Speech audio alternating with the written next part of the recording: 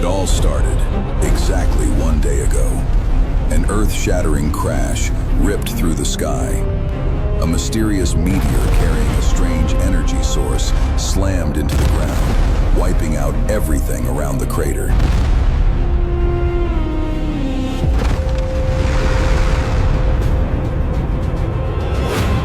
Driven by instinct, the hunter approached the crash site. What he found beneath the rubble wasn't space rock, but a mechanical cube, glowing with a magical aura. Little did he know, this ancient relic was a beacon. A massive ship breached the clouds. The hunt had begun.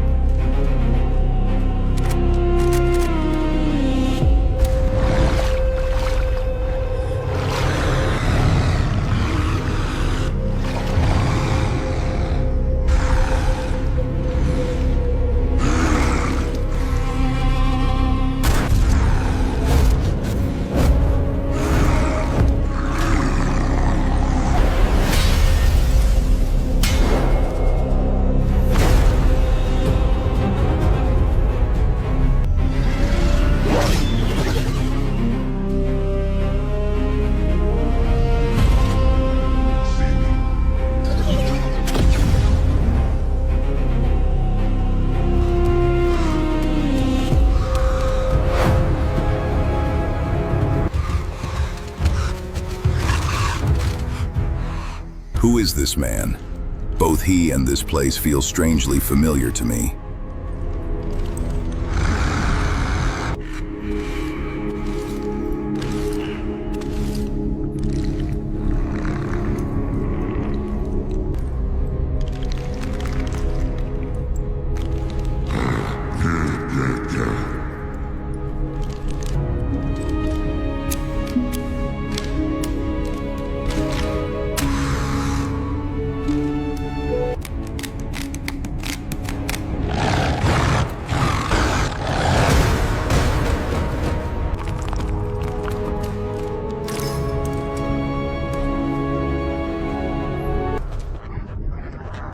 Countless mysterious meteors have crashed onto this world.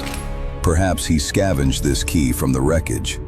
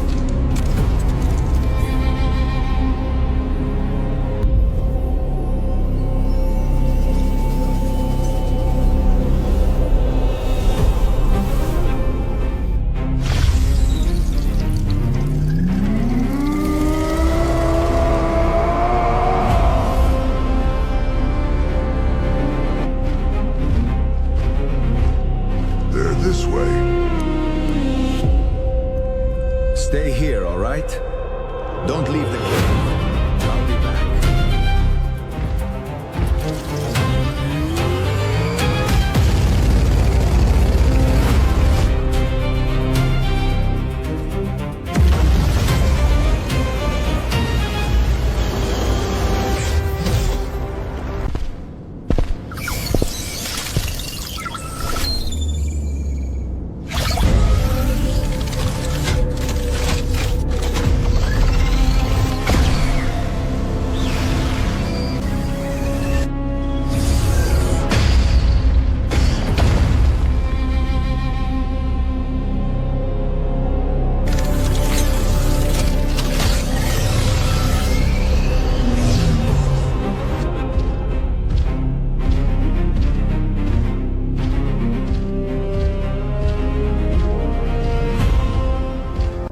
Far beyond the edge of known space, there is a planet almost no civilization has ever seen. Silent, peaceful, and hidden from the rest of the universe. Their entire race has only 20 to 30 beings left. They are few, not because they are weak, but because every single one of them carries the knowledge of countless generations. Its memories are passed into the next. Every discovery, every war, every weapon ever created, all preserved inside a single mind. For millions of years, they mastered only one purpose: creation. Weapons, armor, and machines so advanced they could change the fate of entire star systems. Every suit they built was not just armor. It was a living weapon, a machine capable of adapting, evolving, and turning one warrior into the force of an entire army. All ships, maintain orbit. But somewhere beyond the stars, there was another force watching. Not an empire, not a kingdom, but a coalition of mercenaries. Raiders who survived by stealing from entire worlds. Long ago, they were customers of the scholar race. They bought weapons, armor, and forbidden technology, using wealth stolen from conquered planets. But the scholars soon discovered the truth. Their creations were not being used to protect life. They were being used to destroy it. So they refused. No more weapons, no more armor, no more technology for those who only knew war. But the raiders did not accept that answer. They surrounded the Scholar planet with their fleet, not to negotiate, but to steal everything. Before their world fell, the Scholars activated their final protocol. They sealed their weapons, armor, mysterious boxes, and ancient keys inside artificial meteors.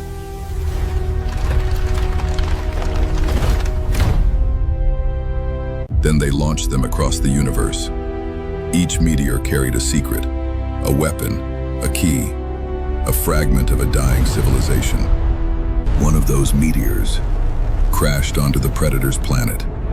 Inside it was the box, and the key that could awaken the armor. And then, they found one. A signal. Weak, ancient, but still alive. It was coming from the Predator's world. The hunters of the stars began moving toward their next target. And what many still do not know, every single mercenary among them wears a combat armor of their own. Not stolen scraps, but fully armed battle suits built for invasion, survival, and slaughter. Which means every soldier in that army is a weapon by himself. He suited up. Cute. Then we suit up too.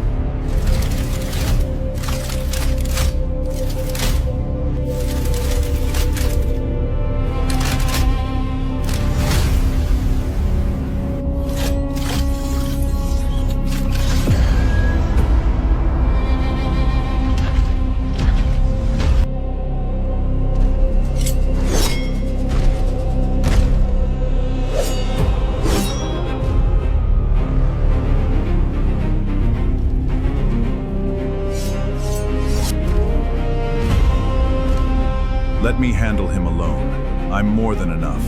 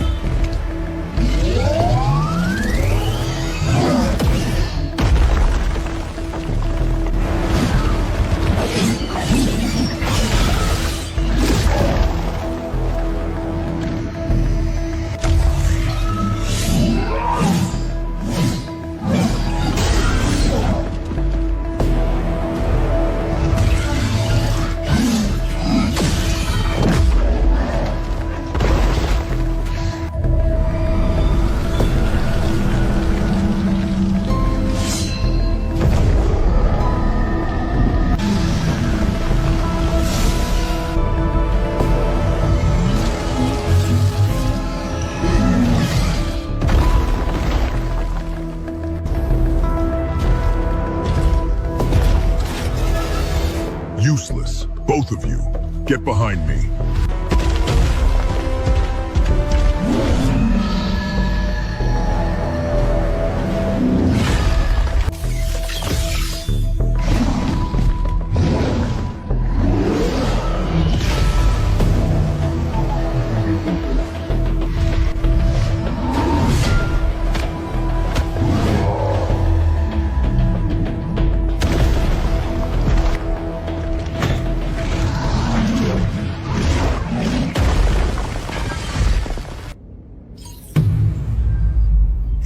useless.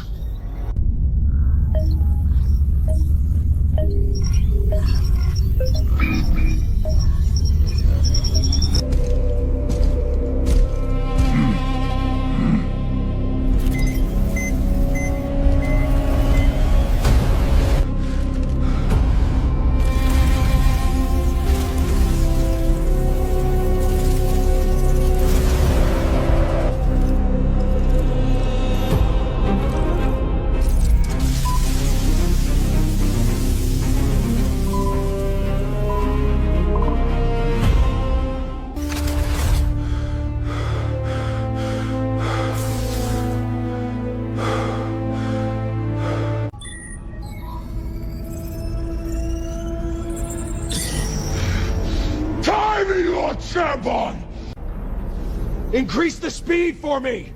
Faster! Faster! Increase the speed for me! Faster! Faster!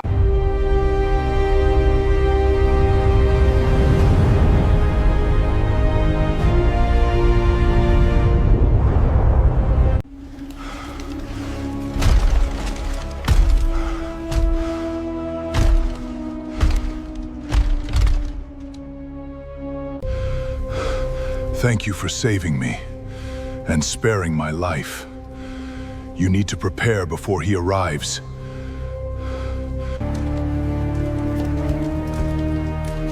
Are you all right?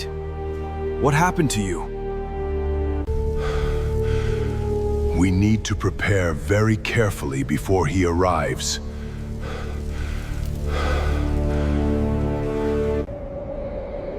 Who is he? Does he want my armor too?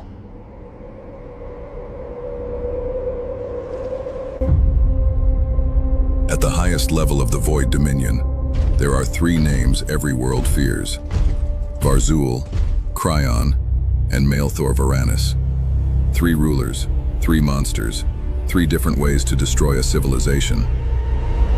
The first is Varzul, the one who does not wait, the one who does not negotiate. When Varzul wants something, he does not send a message. He sends fire. He leads the raids himself. He walks into enemy worlds, takes their weapons, breaks their defenses, and leaves nothing useful behind. Varzul is not a wild beast. That would be easier to understand. He is worse. He is calm enough to command an empire, but violent enough to enjoy every second of its destruction. To his soldiers, he is a commander. To his enemies, he is the moment hope disappears. The second ruler is Cryon. He does not burn cities. He does not shout commands. Cryon studies, disassembles, improves. Every weapon the Empire steals, every armor they capture, every ship they drag from a dead battlefield, eventually ends up in his hands. Cryon does not see technology as good or evil. To him, a shield is only an unfinished weapon. A medical system is only a better way to keep soldiers fighting. And an armor is only a prison waiting for the right mind to control it. He does not hate life. He simply finds free will inefficient. And then, there is Malethor Varanus. He does not look like the most dangerous one. His face is calm, almost gentle. His voice is soft. His movements are careful. But that is why he is feared more than the others. Varzul breaks worlds from the outside. Cryon rewrites them from within. But Malethor makes them destroy themselves. He does not need to fire the first shot. He only needs to plant the first doubt. A broken alliance, a false order, a hidden fear. One small lie, in the right place, at the right time, and an entire civilization collapses by its own hand. I'm coming to find you.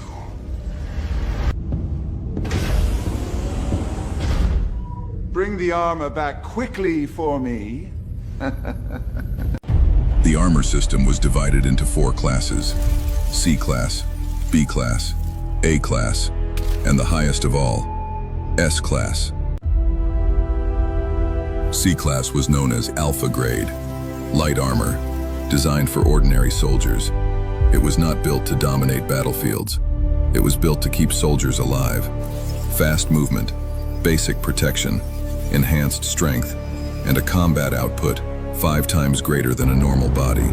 To a normal civilization, Alpha Grade was already terrifying. One trained soldier wearing it could overpower an entire squad of unarmored fighters.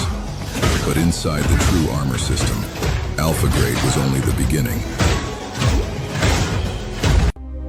Above Alpha Grade was B Class, Elite Grade. These suits were made for higher-ranking warriors, not for armies, not for mass production. Only around 30 were known to exist across the entire universe. Elite Grade could multiply the wearer's attributes by 20. Strength, speed, reaction, durability. Everything became sharper. Everything became faster. But its most dangerous feature was personal weapon generation. Each elite suit could create a weapon based on the combat style of its wearer. A karambit, a katana, a battle axe, or something even worse. The armor did not simply give power. It learned how its master wanted to kill. Then came a class, Titan Grade, a level so rare that only 3 Titan armors are known to exist, and each one belongs to one of the 3 rulers of the Void Dominion.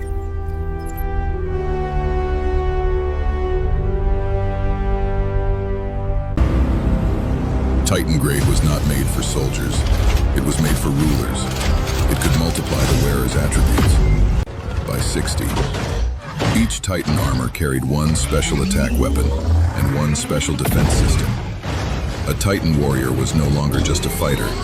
He was a battlefield, wearing a body. But above Titan Grade, there was one final class, S Class, Apex Class. Only one was ever completed. Only one survived. And now, that armor is bonded to Predator. Apex Class could push its wearer 130 times beyond a normal body. It carried 5 attack systems, 2 defense systems, and abilities no other armor class could truly copy.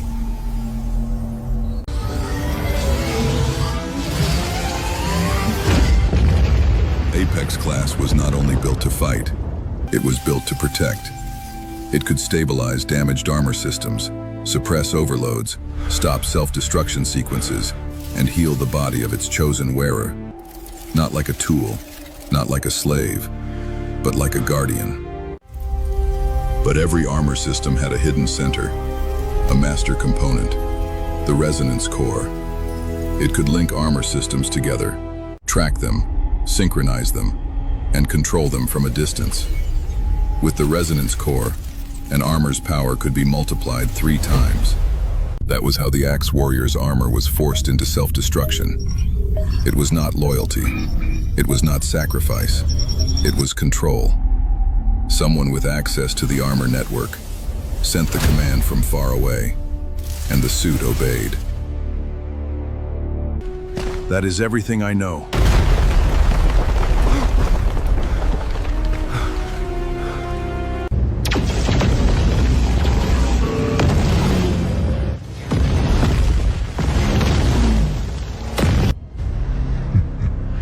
I'm here.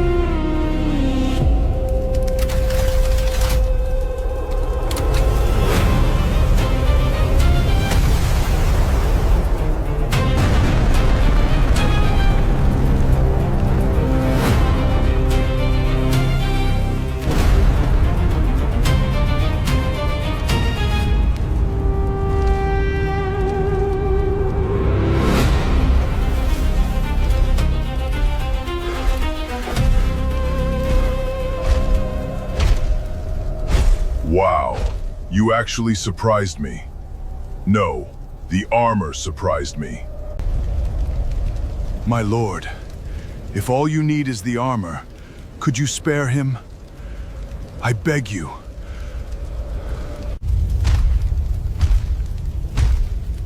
No. No. That's not my style. Then, you'll have to take me down first.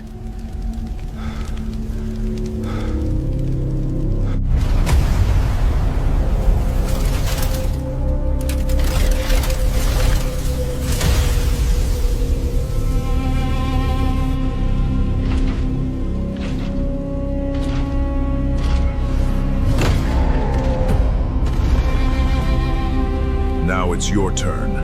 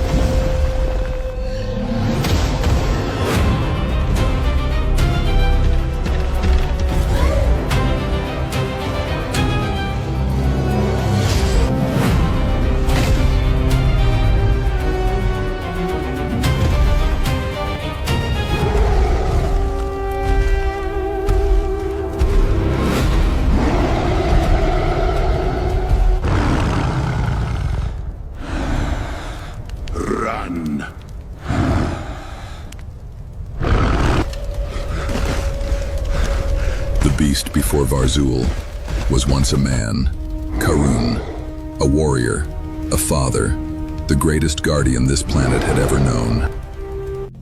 Karun was a commander, a warrior who had fought beyond the stars. To his soldiers, he was a leader. To his people, a shield. But at home, he was only a husband and a father.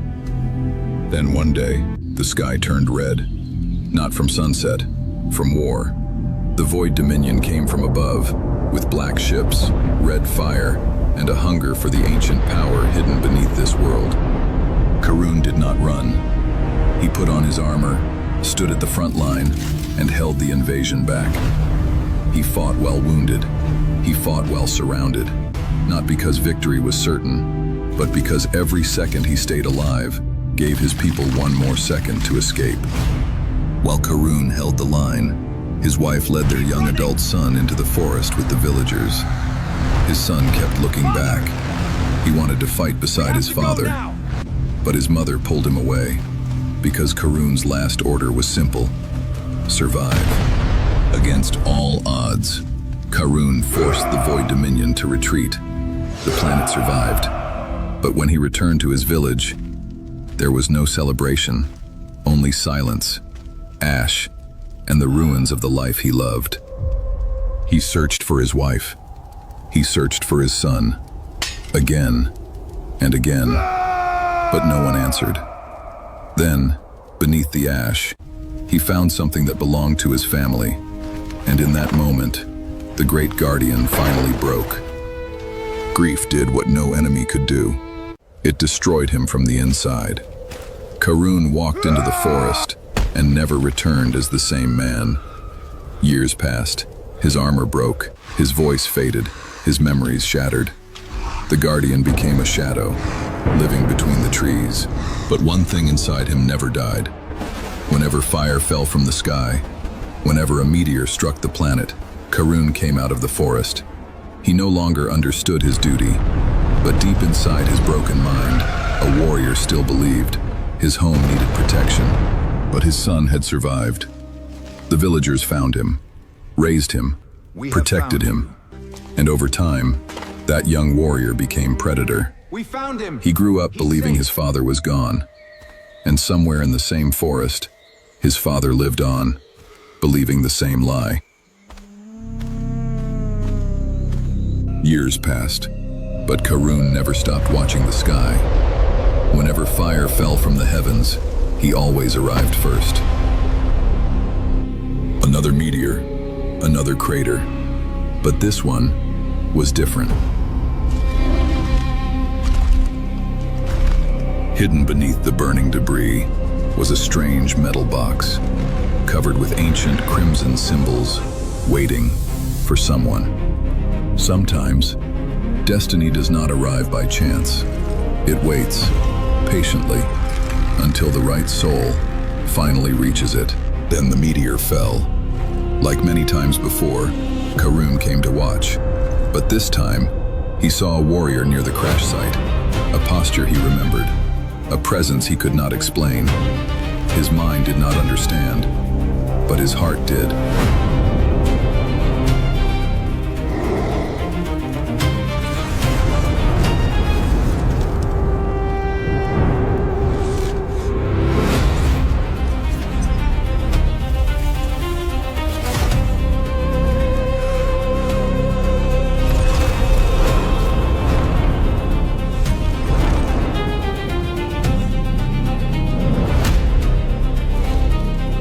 That's my son. You do not touch him.